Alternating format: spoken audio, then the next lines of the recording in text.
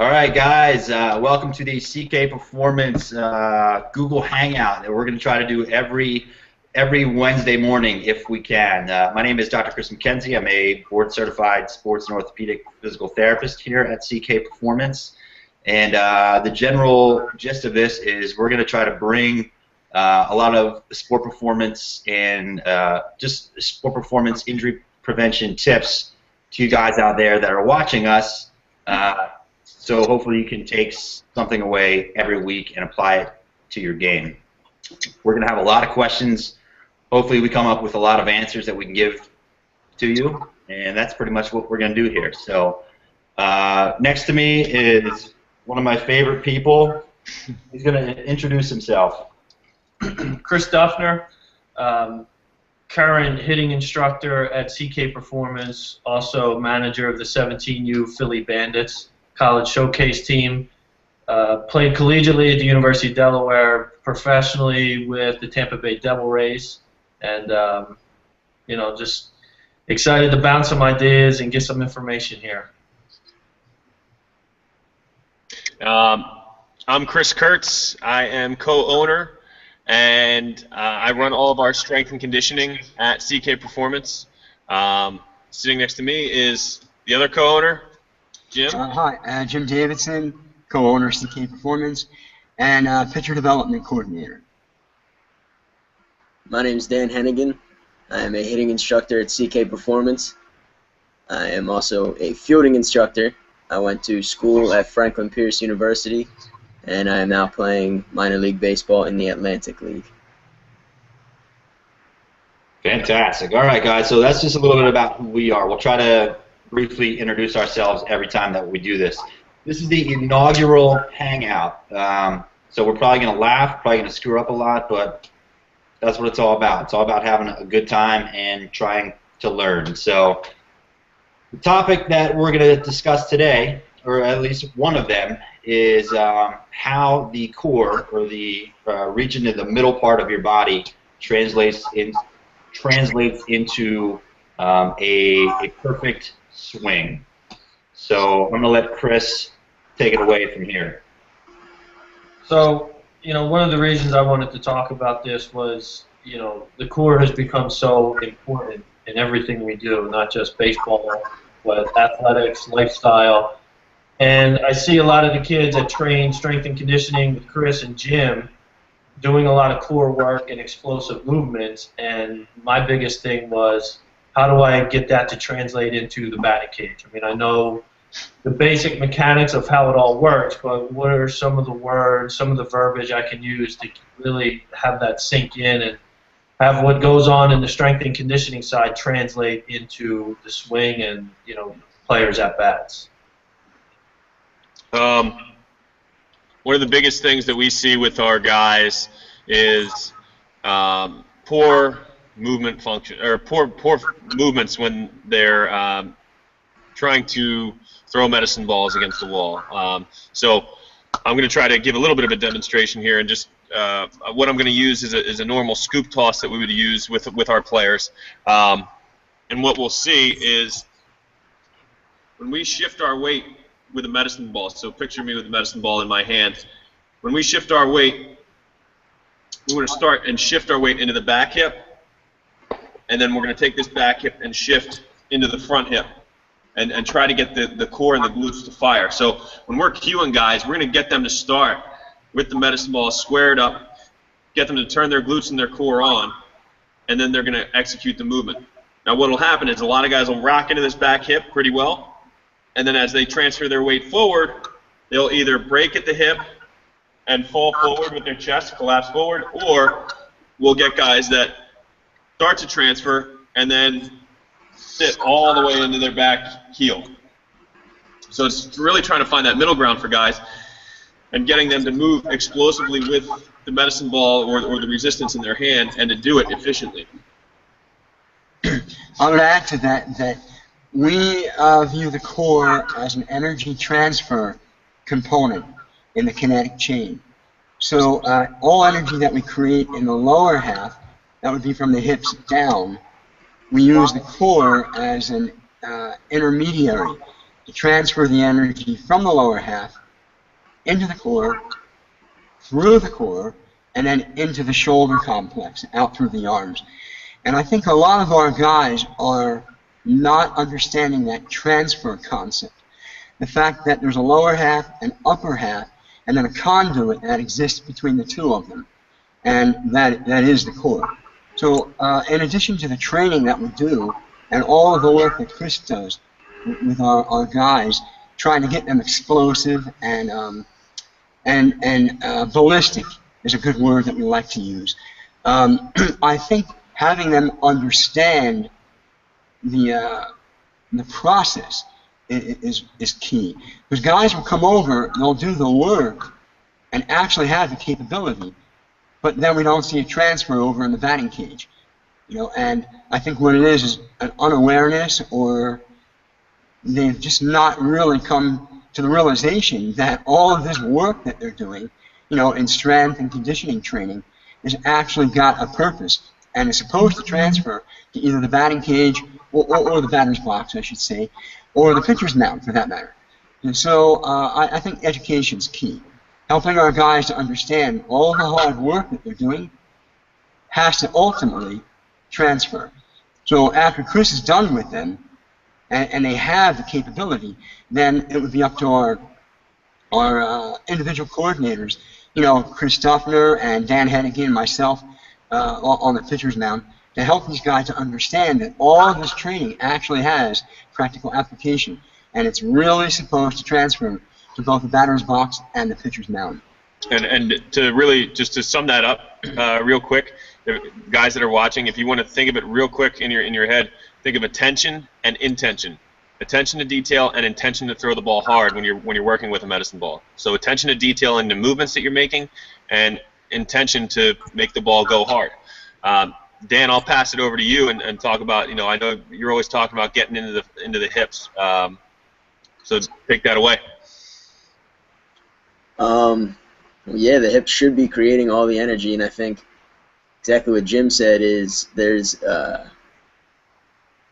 don't want to say an ignorance, but there's a lack of realization that when they're properly using their hips, that's when the ball really carries off their bat. And that's, you can, especially the guys using a wood bat, those are the guys that you can, it sounds different, the ball carries different. And I don't think enough of the younger kids are fully recognizing just how much the core is working to create. They think, well, if I just lock my arms out and swing as hard as I can, that'll make the ball go further. And then when they just trust the fact that their hips are creating all this energy and creating a whip effect with the upper body, that's really when the ball starts to carry, and that's when they get that fluid and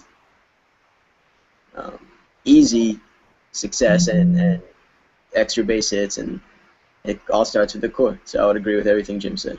When you say lock the arms out, you're talking about getting extension out in front. You're talking about that whole concept, correct?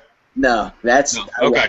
That's what they were doing. I'm talking about an early bar arm, almost like you're trying to play lacrosse or go fishing, and they think that doing that is going to create the power. They're not. A lot of the younger kids just haven't fully comprehended the fact that if they can initiate everything with that core, that's when success really starts taking place. All right, well, let's get back to the question at hand that Chris had. What kind of terminology can Chris take from the strength and conditioning professionals out here?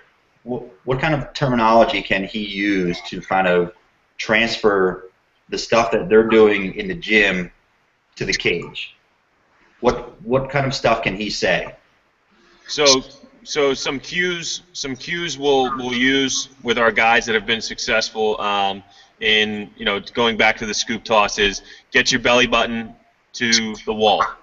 So if we can get our guys to get their belly button to the wall, we know they're getting their hips through. Now we might have a guy that gets his belly button to the wall, but he's not getting his glutes to go. So we'll tell him, get your belly button to the wall and make sure that your glutes are tight when you finish, and we'll make them feel their way through it. In the cage, you could say, you know, make sure you get your belly button to me as an instructor. You know, if I'm flipping or if I'm throwing, you know, let me see, you know, show me your belly button by the end. In addition to that, I I would help them to understand that the arms have to stay connected to the core. So when they go into that rotational movement pattern, the arms don't disconnect and move away from the core or the torso. And again, if the arms disconnect from that energy source, then we'll get that extension that that Chris had mentioned,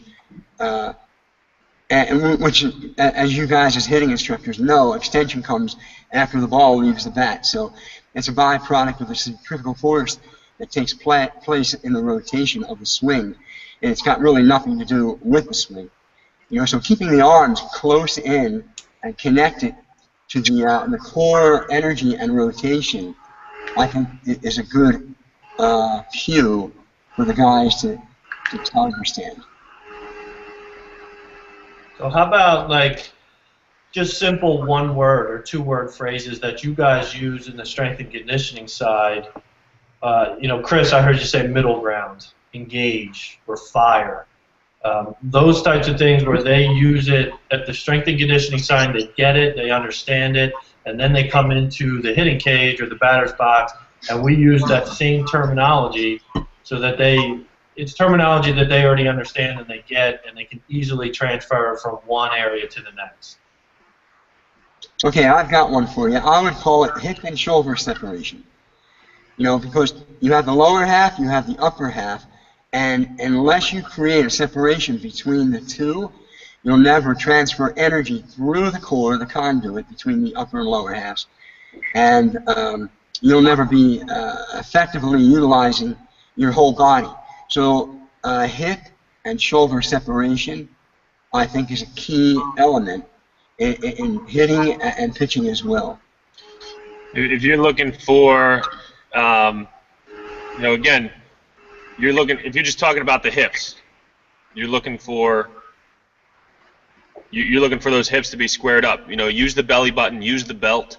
I use the belt buckle sometimes. You gotta find what's going to work for each kid, because sometimes over here, I may use the belly button for one kid and it doesn't work, and I tell him his belt buckle and it works.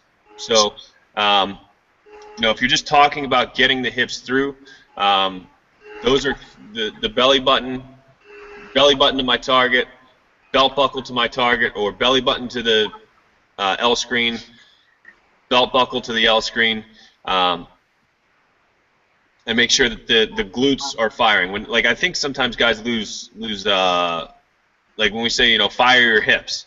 What I'm saying when I say fire your hips is let's get the glutes into it and get them turned on.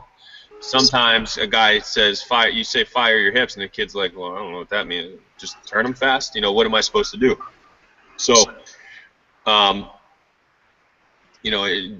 really make sure that their glutes are turned on when they're doing it. Making check with them. Say can you feel yourself flexing at the end, or do you feel like you're just because the guy that we've talked about, he doesn't turn his on.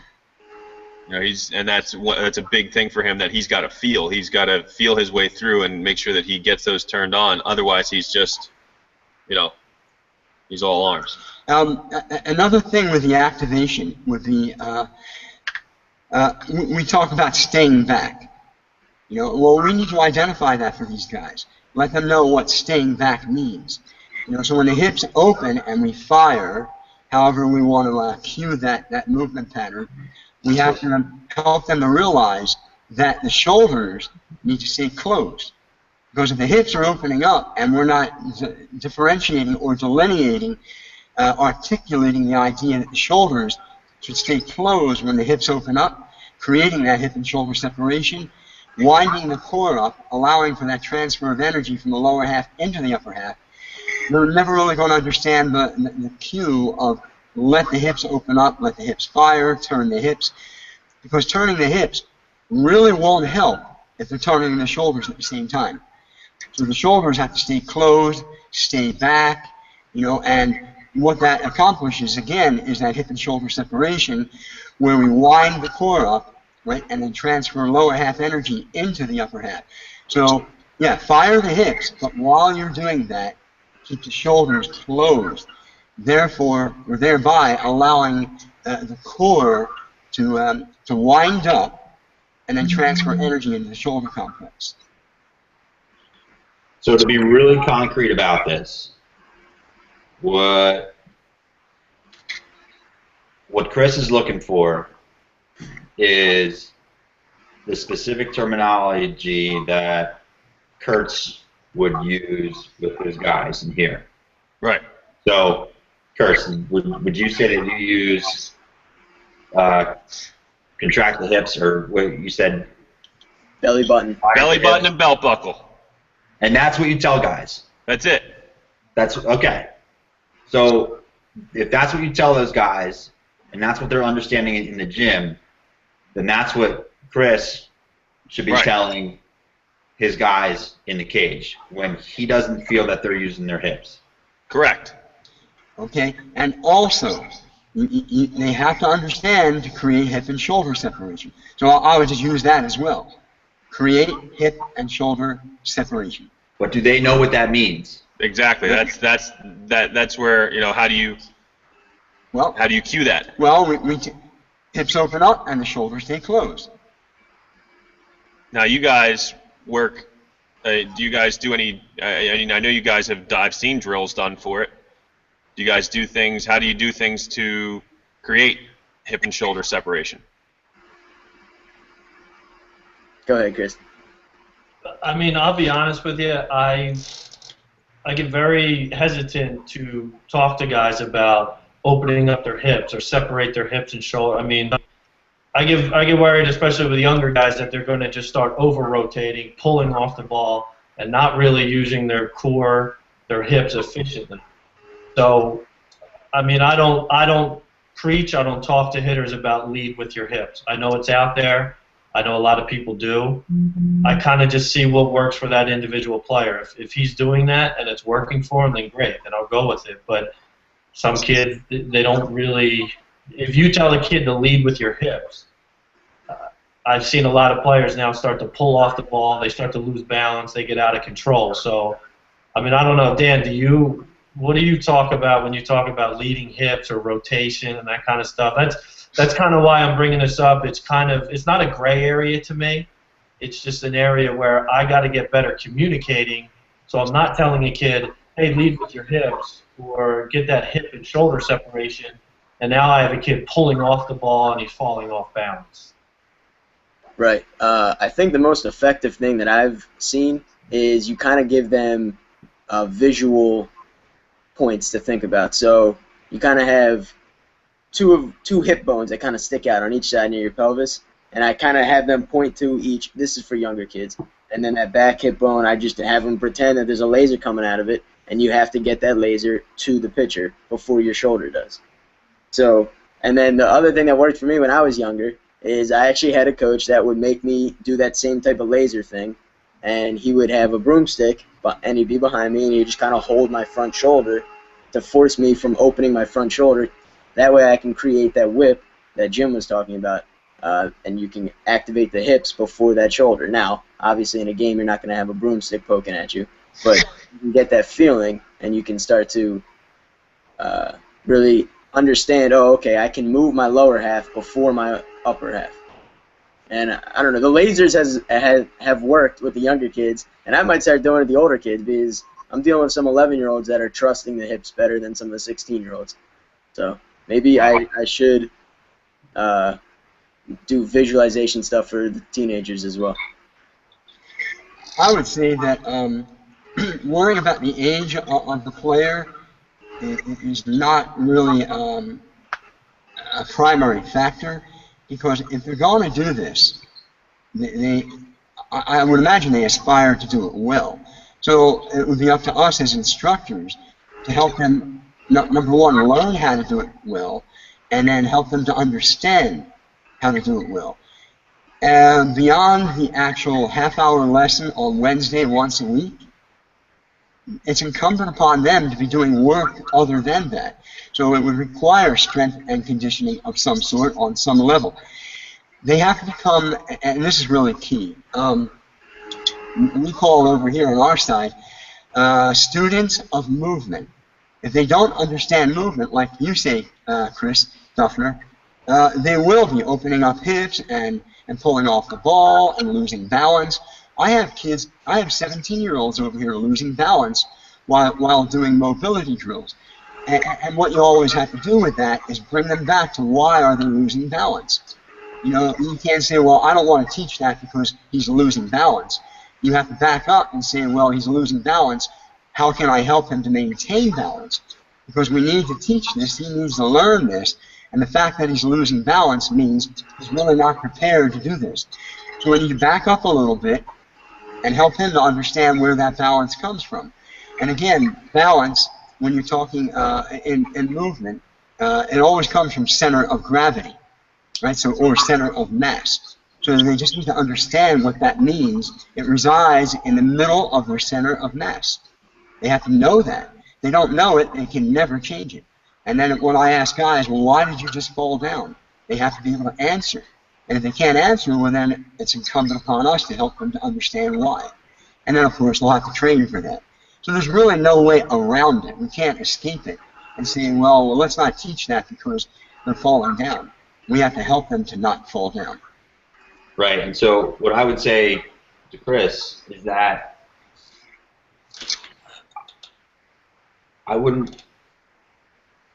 it seems like you're kind of afraid to change how they swing, because if you see them, like, you try to say maybe activate your hips, get your belt, what was it again? Get your belt buckle or belly button. Get your belt buckle or your belly button to the wall, or to the L screen. To the L screen. Or like Dan said, you can go with the laser. I like the laser approach. That's really cool. I can just imagine that. So yeah, it's awesome. It's kind of like Star Wars-ish. Yeah, and the key, you know, Duff, you can come up with any type of cue, you know, or you could bounce ideas off everybody and say, hey, I'm trying to come up with a cue for X, and then we can start to throw stuff around and then figure out what works. Hold on one sec. We have to sign for a package. Oh, wow. Unbelievable. Nice. Is that you, Mackenzie? Nope, it's for you. Is that our new how to teach hitting instruction book? How to teach hitting instruction in a box. All right, finally. What did I get there? What is that? I don't know. But so get into it. Back to the question at hand, or the answer. I don't want you to be afraid to change the way that they hit and have them fall off a bounce and they're pulling the ball.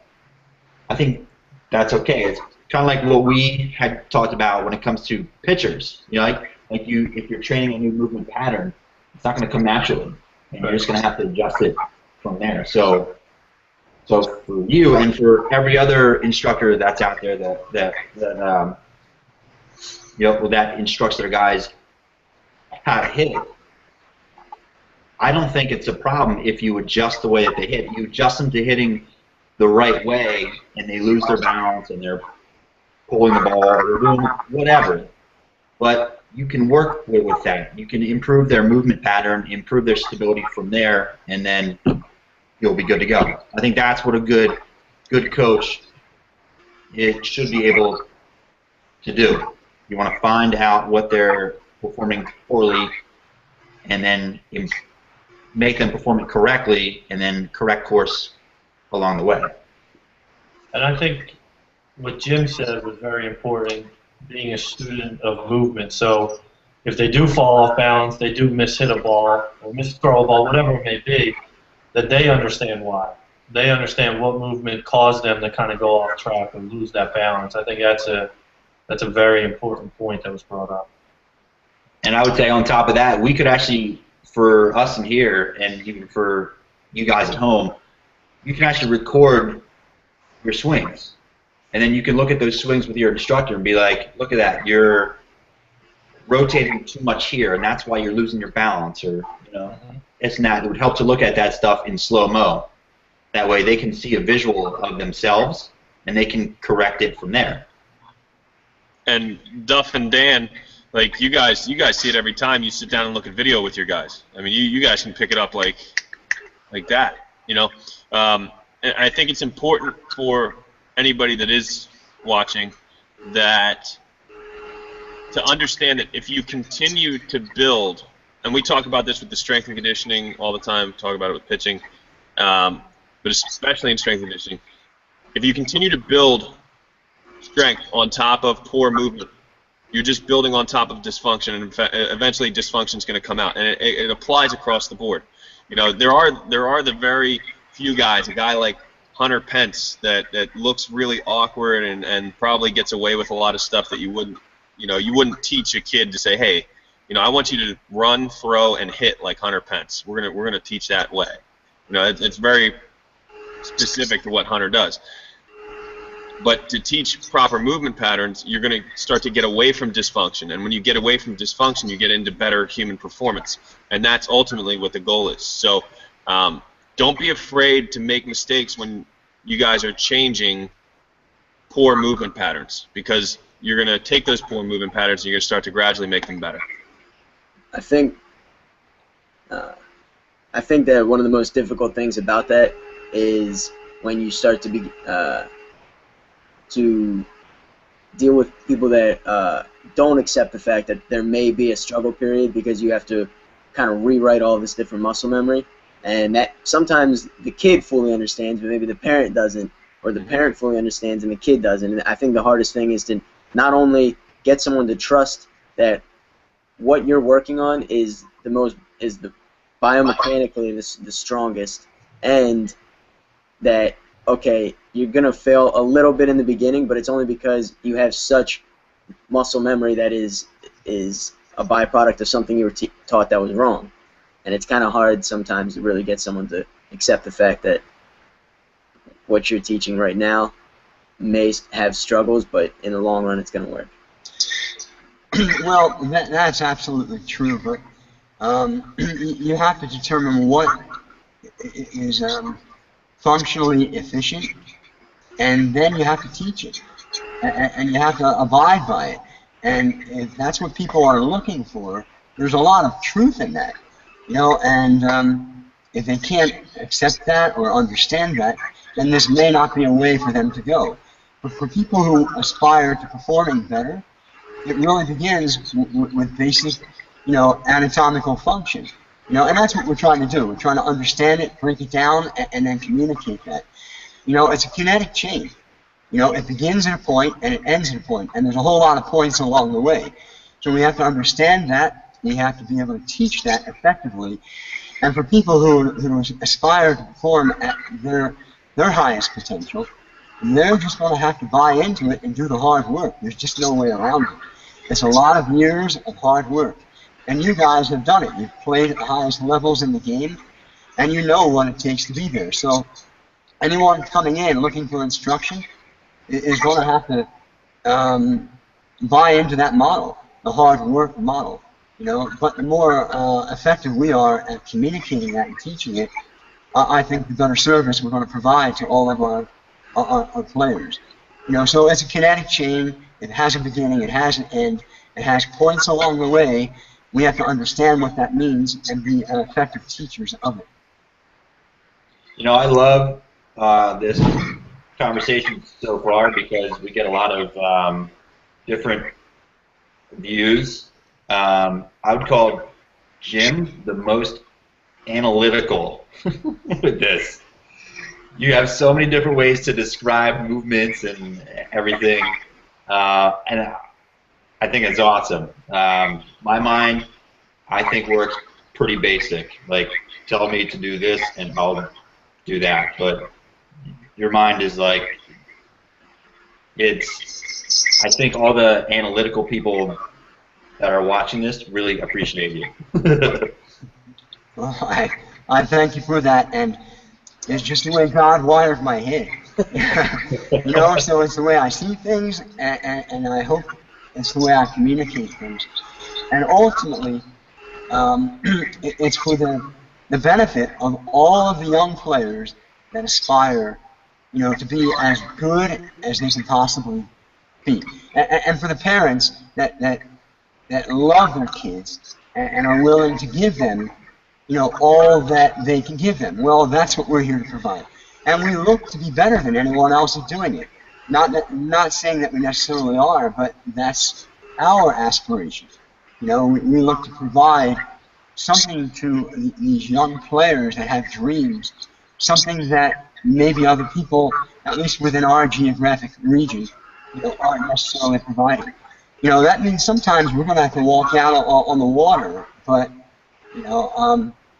I know that we're going to be able to do it, and I'm not afraid to sink a little bit. And I know that all you guys are equally as ambitious and have confidence in what you're doing, that I know will be effective at achieving this high goal as we move forward with this. Cool. My screen froze. I'm not sure about you guys, but maybe. No, we're good. Yeah? All right. Well, our screen froze for whatever reason, but if you guys want to wrap it up, any closing statements? I think we've chatted enough about that one topic. We can continue it next week. We can actually work on more like how to train the core maybe next week or so, or we can choose something completely different. So any closing statements? We'll see everybody next week. All right. See everybody next week. Same time, same station. We're going to leave all of our Twitter handles, so if you want to follow us, we're going to tweet this link out. So this is going to be recorded, but eventually we'll be doing this live where you guys can actually come in and watch us and ask questions as well and help drive the conversation. So we'll leave all of our Twitter information below. Feel free to reach out to us that way. And yeah, we'll see you guys next week.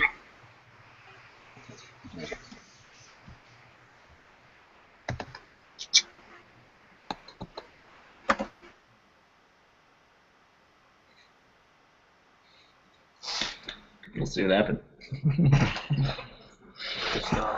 So eventually you're going to edit all this and Yeah. put these together. Yeah, so what I'll It's probably... like, so they'll be on YouTube. Yeah. Someone could go on YouTube Yeah. and just watch the episode. Yeah. And then Yeah. eventually you'll have people, hopefully, that can interact with Yeah. us that are watching. Yeah. So that'll happen all live. Yeah. And then you can still go back and edit it. Yeah. Yeah. Now your webinar, that's live. That's live. Yeah. And like, I'm not sure if you read my email from, but like, what I kind of thought you guys would do is like, I'm gonna do the initial webinar, and then if you guys want to do one as well, you guys can use the same format as we just did. Right. We'll get a chat box Okay. on the bottom. That way you can go through your content, and then you can answer questions either as you're Now you're going to presenting. bring up, like, so when you do your webinar, you're going to have specific topics you're going to talk about. Yeah, so I want to know like what you would want to instruct on. Is there So, something in that's... other words, you take today, for example. Mhm. I could sit with like notes. Yeah. These are all the key points I want to hit on. Yeah. And then just bring up the topic and, all right, here's the first key point, boom, and then open it up to discussion, and then kind of just transition all the way down. Mhm. Almost like taking our PowerPoint and saying, we're going to go right through this thing, but we're going to open it up to discussion, and we're going to talk about it. There's no set time limit on, Right. on what we're going to do Right. on each topic. But